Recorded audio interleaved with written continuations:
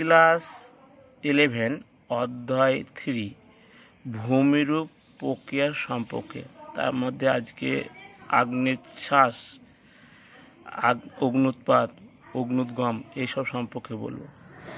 তা এখানে দেখে নাও যে পৃথিবীর যে তিনটে স্তর আছে, সবার ওপরে ভূত্বক, তারপরে গুরুমণ্ডল, তারপরে কেন্দ্রমণ্ডল।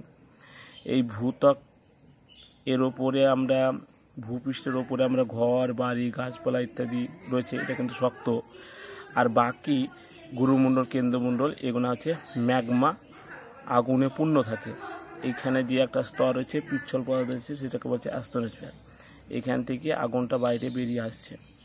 তা দেখা যাক, আগ্নেয় পদার্থ বা ম্যাগমা ভূপৃষ্ঠে বেরিয়ে এলে তাকে অগ্ন্যুৎপাত বলে।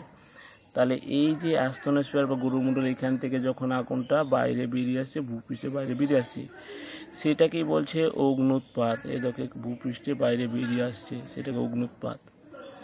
আগ্নেয় পদার্থ ভূপৃষ্ঠে বেরিয়ে আসার পথে শিলার অভ্যন্তরে ছড়িয়ে পড়লে তাকে অগ্ন্যুৎগম বলে। তাহলে বাইরে যখন বেরিয়ে আসছে তখন এই শিলার মধ্যেই, মানে ভূত্বকের ভিতরের মধ্যেই সবগুলোতে ছড়িয়ে পড়ছে, তখন সেটাকে অগ্ন্যুৎগম বলা হয়। আর আগ্নেয়গিরিতে দীর্ঘদিন ধরে লাভা, ছাই, ভস্ম প্রভৃতি সঞ্চিত হয়ে যে পর্বত তো 1000 বা 900 মিটার উঁচু হয়, সৃষ্টি করে, তাকে আগ্নেয় পর্বত বলে। তাহলে এই যে গুরুমণ্ডল থেকে যখন বেরিয়ে আসছে, তখন এই আগ্নেয়গিরি চারিদিকে কি জমা হচ্ছে, জমা হলে সেটাকে আগ্নেয় পর্বত বলা হয়। আর এই অগ্ন্যুৎপাত আর অগ্ন্যুৎগম, অগ্ন্যুৎগম আর অগ্ন্যুৎপাত এই দুটি প্রক্রিয়াকে একত্রে আগ্নেয়ছাস বা আগ্নেয়গিরি বলা হয়। এই দুটোকে একসঙ্গে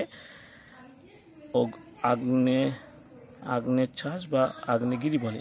তাহলে প্রথম চলে আসি অগ্ন্যুৎপাতের শ্রেণীভাগ। এ ম্যাগমা বা লাভার অবস্থান অনুসারে দুটো দেখা যাচ্ছে, উদ্ভিদী অগ্ন্যুৎপাত আর নিঃসারী অগ্ন্যুৎপাত। আরও আছে, পরে ব্যাখ্যা করব। প্রথম চলে যায় উদ্ভিদী অগ্ন্যুৎপাত। উদ্ভিদী মানে এক কথায় ভূত্বকের ভিতরে জমা হবে, আর নিঃসারী বলতে ভূত্বকের বাইরে এসে জমা হবে, যেটা আমরা দেখতে পাবো।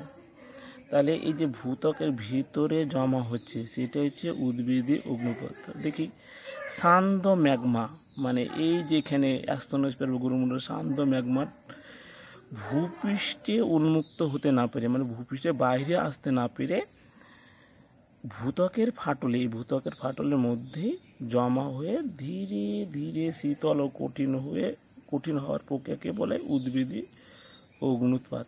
পরে যখন এটা নগ্নি হওয়ার জন্য ক্ষয় হয়ে যায়, তখন এটা বাইরে ভূপৃষ্ঠে দেখতে পাওয়া যায়, বিভিন্ন ভূমিরূপ দেখতে পাওয়া যায়। তা দেখা যাক উদ্ভিদী ভূমিরূপ গুণা কী কী। উদ্ভিদী ভূমিরূপ গুণা হচ্ছে, দেখো, এক ডাইক, ভূত্বকের ভিতরে জমা হচ্ছে কিন্তু এটা আমরা উপরে দ্বারা থাকি। এক ডাইক, দুই সিট, ল্যাকোলিথ, লোপোলিথ, ফ্যাকোলিথ, বিস্মালিথ, সিডার বৃক্ষ ল্যাকোলিথ, গুচ্ছ ল্যাকোলিথ, ব্যাথোলিথ, স্টক, বস, কোনোলিথ। এইসব গুণা হচ্ছে তোমার উদ্ভিদের ভূমিরূপ। তা দেখিলে এক কথায় করে, দেখো, এই অ্যাস্তনোস্ফিয়ার থেকে যখন লাভাটা বাইরে বেরিয়ে আসতে যাচ্ছে, তখন ভূত্বকের ভিতরেই জমা হচ্ছে, সেটা 90 ডিগ্রি অ্যাঙ্গেল, মানে খাড়াখাড়িভাবে উলম্বভাবে জমা হচ্ছে, সেটা দিয়ে যে ভূমিরূপটা রয়েছে সেটা ডাইক।